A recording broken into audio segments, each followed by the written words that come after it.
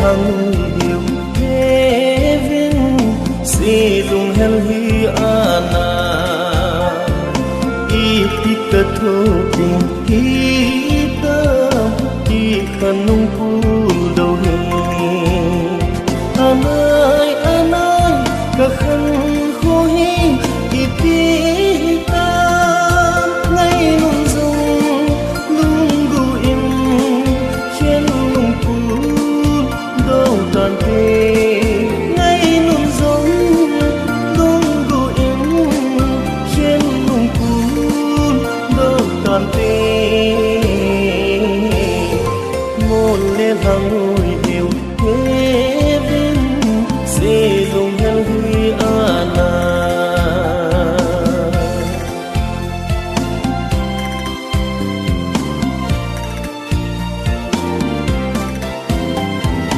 chúng tôi đi mô lên ta giống lên chúng trôn hồng và kỳ tế đình cái kỳ nét là nâng này cùng sâu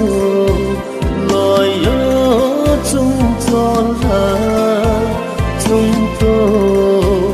mi mô ở lệ tai môn lên hàng nuôi hiểu thế bên si lung hel hi ana i tika tho tình kita i kanung pu do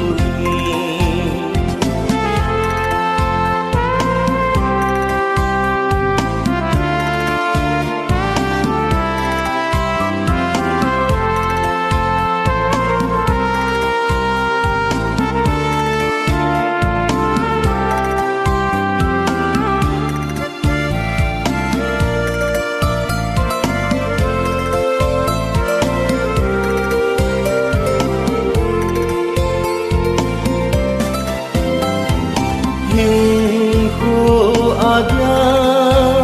ina thiên thư mô so dâu lâu ý hi mãi ta cái kỳ nét na năng này cùng số lòi ở chung cho la chung tôi mi mô a lệ tai môn lệ hàng ngồi liều thế bên si lung hel hi ana i tika tho tình kita i kanung pu do anai ka khan kho hi